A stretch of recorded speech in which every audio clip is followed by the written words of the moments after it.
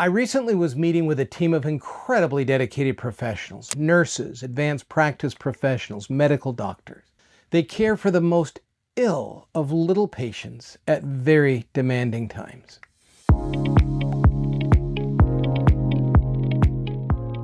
And like many individuals, most of them struggle with the daily challenge of conflict resolution. Offenses are not dealt with in the moment. The resentment festers, and the once small problem becomes bigger by the day. As assumption, very important word, assumption, and misunderstanding blend together on a very, very toxic journey.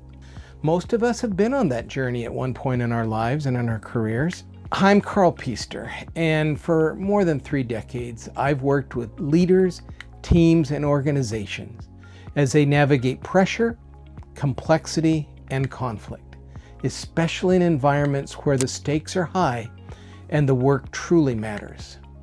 To put it simply, most of us don't wake up in the morning just so excited about resolving tense situations. So what do? We ignore them. We ignore the people involved in them. In one situation I was in, the person literally would walk down the hall, and when he saw someone that he had argued with, he'd just look down or look away and walk right by them, as if that was going to help. We move forward hoping that some magic will occur and that all will go away. Just so you know, I've never seen that magic happen.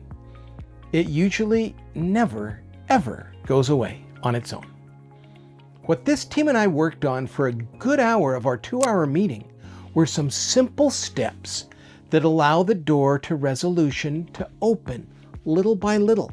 Remember, it's not going to fly open. It's little by little. So an important idea.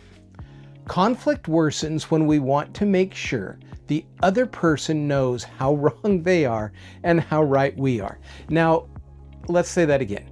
Conflict worsens when we want to make the other person know just how wrong they are and how right we are. Now, when we say it in a context like this, most of us would say, oh yeah, that's not going to work. But look at the last time you were in an argument. They were wrong and you were right. Simple statement, out of the door, right there, here we are. We go there because we're right, and we are. In our own little silo with no one else in our world, we are right because it doesn't have any consequences if we're not.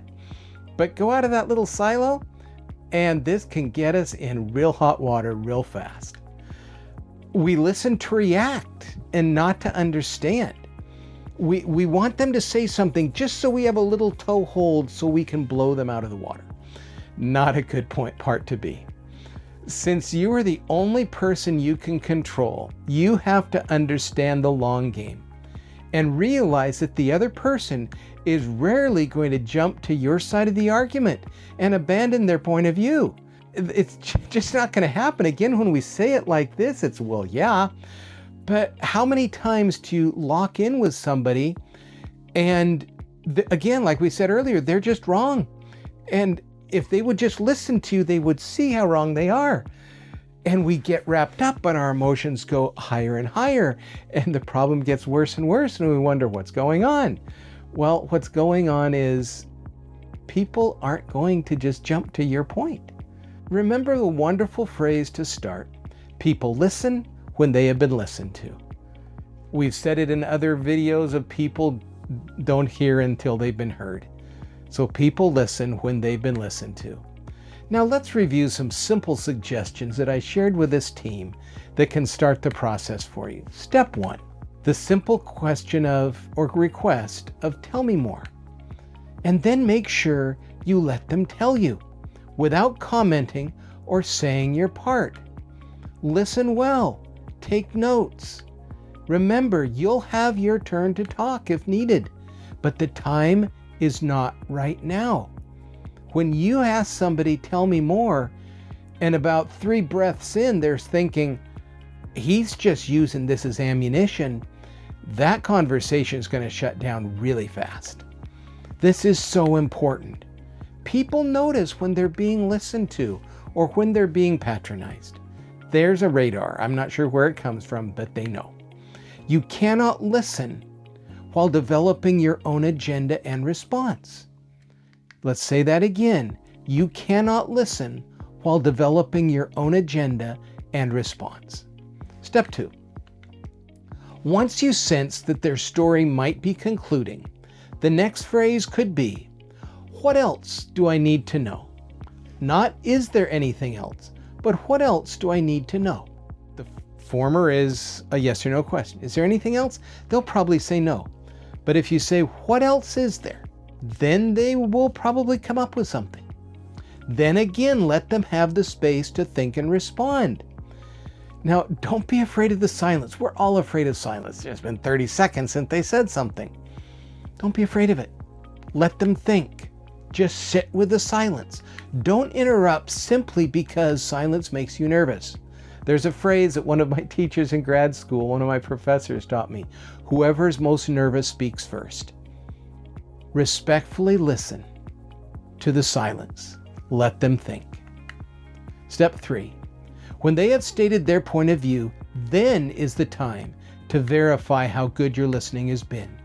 A possible question could be, can I just take a moment to check with you to make sure that I understood? I've been doing this a long time and I've never ever had someone say, well, no, Carl, I don't want you to do that. It's, yeah, sure, absolutely. So can I check with you to make sure I understood? Don't parrot back what they said. Instead, paraphrase. This is what I think I heard. And then, step 4, what did I miss? Not did I miss anything? Yes or no question. What did I miss? This is really important. What did I miss requires a thoughtful response. Don't move on until you get a solid response. A week, and I'm just going to role play this for a second. A week, yeah, fine. Yeah, it's fine. There's a saying that says fine stands for feelings inside not expressed. So if I hear someone say kind of a timid, yeah, it's fine, paired with a nonverbal language that says anything but fine, I don't ignore it. A simple phrase could be, something's telling me that there's more I need to hear. I heard fine, but I'm sensing something isn't fine. What could that be? They're going to be blown away with that question because they've probably never been asked that before. Because in a lot of conflict, people think, great, they said fine. Now I can start telling them where they're wrong. Don't do that. Dig in. Step 5.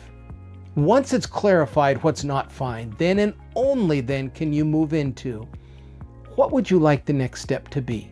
Now, some of you might be thinking, whoa, hold on. I haven't had a chance to say what I wanted to say.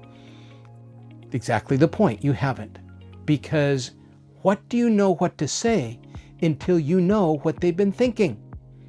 This simple question, what would you like the next steps to be, lets them know that you're willing to hear what they want.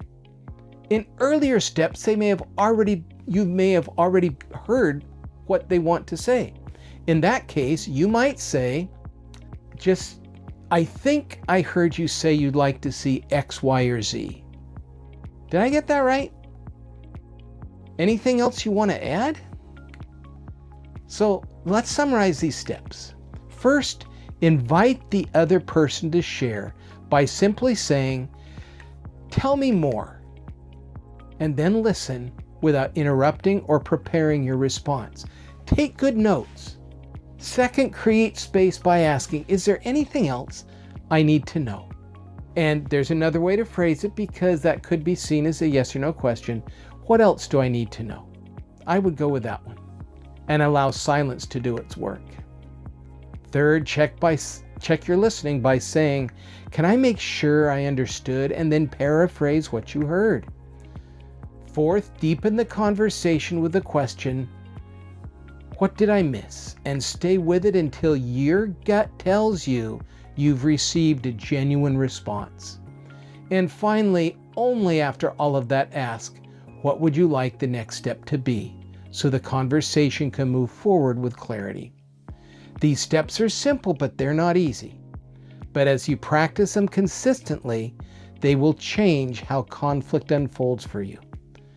If our discussion today was helpful, please subscribe to the channel for more conversations on leadership and conflict. And if you want to take a deeper dive, you can find resources, courses, and more of our work at coachinggroupinc.com. We take your participation with us very seriously. We appreciate you being with us today. We know that you have a choice of where you learn, and we're honored that you chose to learn with us today. Thank you so much. Have a great day.